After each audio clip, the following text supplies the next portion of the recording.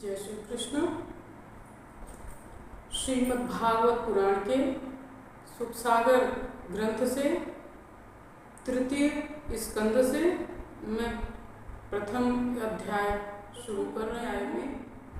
दुखी होए धृतराष्ट्र से विदुर दियो घर त्याग, तीर्थ दर्शन को गए मेटन चित की आग।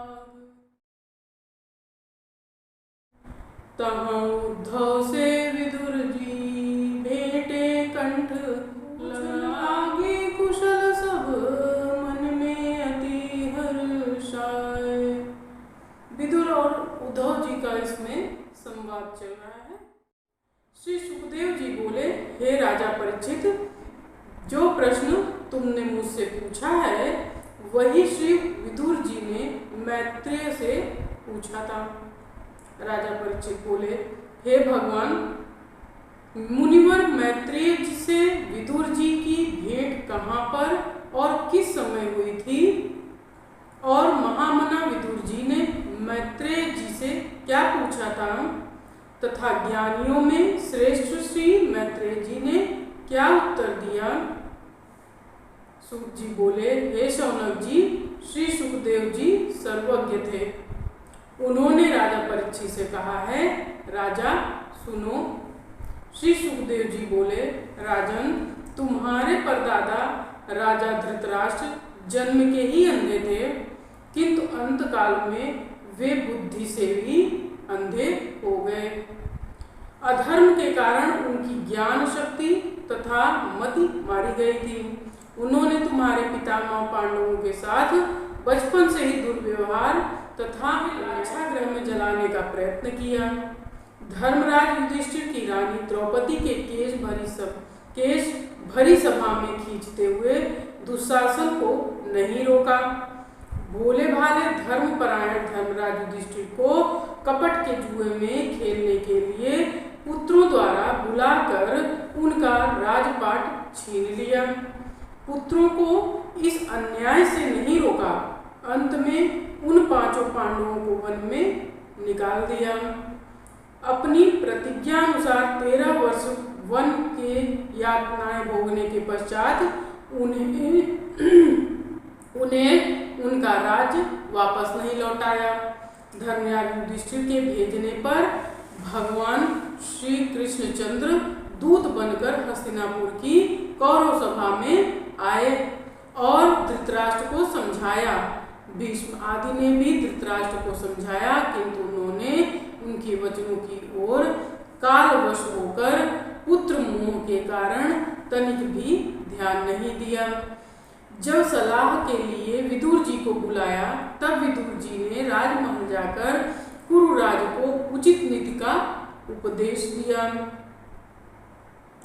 उन्हें सब प्रकार से न्यायोचित राय से नीति कहते हैं, किंतु कुरुराज को विदुर जी के वचन ऐसे लगे जैसे त्रिदोष के मरणासन्न रोगी को औषधि नहीं लगती है।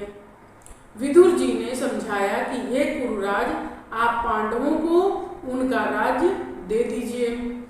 वे महान शक्तिशाली और विकट बलवान हैं। उनमें भीमसेन परम क्रोधी और 10 सहस्र हाथियों का बल रखता है। वह काले नाग की भांति क्रोध में डसने की प्रतीक्षा कर रहा है। अर्जुन ने देवराज इंद्र और शंकर जी को प्रसन्न करके अमोघ अस्त्रों का ज्ञान प्राप्त किया है, जिस पर भी यदुनाथ श्री कृष्णचंद्र जी की उन पर कृपा है। सारे यादव वीर पांडवों की सहायता करेंगे।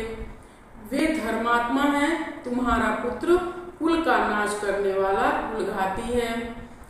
वह सदा अधर्म में ही रत रहता है और उनके साथ तुम्हारी भी बुद्धि मारी गई है।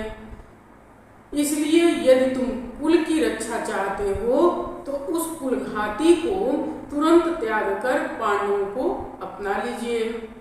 जब विदुर जी ऐसा कह रहे थे, तब क्रोधी दुर्योधन ने उठकर विदुर जी का तिरस्कार अपमान भरे वचनों से करते हुए कहा कि उस पाजी टुकड़खोर को शीघ्र ही नगर से निकाल दिया जाए। यह जिसके टुकड़े खाता है उसी के विरुद्ध सलाह देता है। भाई धृतराष्ट्र के सामने ही ऐसे कटु अपमानजनक वचनों को सुनकर और भाई के कुछ भी न कहने पर विदुर जी तुरंत वहां से उठकर चले आए और राजद्वार पर अपने धनुष बाण टांगकर वन की ओर चल दिए। हस्तिनापुर से चलकर वे अनेक तीर्थों का पर्यटन करने लगे। वे शुद्ध और पवित्र रहकर एक समय भोजन करते, पृथ्वी पर सोते तथा तीर्थों के जल में स्नान करते। इस प्रकार सारे भारतवर्ष के तीर्थों में भ्रमण करते हुए प्रभास क्षेत्र में पहुंचे। वहां उन्होंने सुना कि भगवान श्री कृष्णचंद्र की सहायता से पांडव लोग महाभारत युद्ध में विजयी हुए हैं और कौरवों का संहार हो गया है। दुर्योधन आदि सब मारे गए हैं। हस्तिनापुर का राज्य धर्मराज युधिष्ठिर करते हैं। यह सुनकर उन्हें महान शोक हुआ और शांतिपूर्वक फिर तीर्थ यात्रा को चल दिए। भगवान के प्रधान तीर्थों तथा मंदिरों के दर्शन करते हुए विचार करने लगे। एक दिन सौराष्ट्र, सौबीर, मत्स्य तथा कुरुजांगल देशों को पार करके यमुना तट पर आए। वहां उनकी भगवत भक्त श्री उद्धव जी से भेंट हुई। उद्धव जी भगवान श्री कृष्णचंद्र जी के परम भक्त थे। विदुर जी ने उद्धव जी को देखते ही प्रेम में विह्वल होकर कंठ से लगा लिया। दोनों वहीं यमुना के पुलीन पर बैठ गए।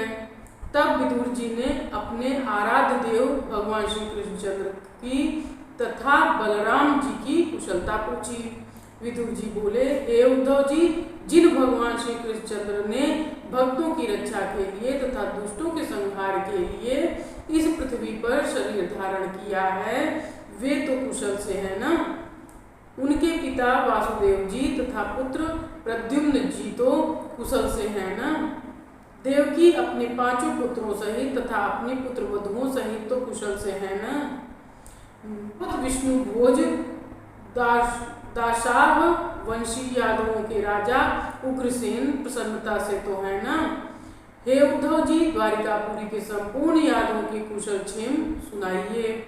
हमारे महाराज युधिष्ठिर के कुशल क्षेम भी सुनाइए। उन्होंने अपने भाइयों की सहायता से तथा भगवान श्री कृष्णचंद्र की कृपा से पुनः राज्य प्राप्त कर लिया है।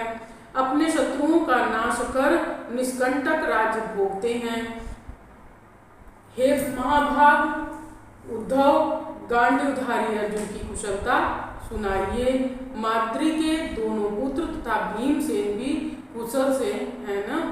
वह बेचारी कुंती जिसने जीवन भर सुख दुख सहे हैं, अब तो चैन से है ना। जिन कुरुराज ने अपने पुत्रों की हाँ मिलाकर मेरी उचित सलाह को न मानकर नगर से मुझे निकलवा दिया, मुझे उनके विनाश पर बड़ा क्लेश है। किंतु काल की गति को कौन रोक सकता है। मैं तो उन्हीं जगत पिता भगवान श्री कृष्णचंद्र की लीलाओं का गुणगान करते हुए आनंद से भ्रमण कर रहा हूँ। भगवान श्री कृष्णचंद्र ने संपूर्ण राजाओं का संहार कराकर पृथ्वी का भार उतार दिया है। वे राजा धन, बल और ऐश्वर्य में अंधे हो रहे थे। वे पृथ्वी पर अनेक पाप करते थे।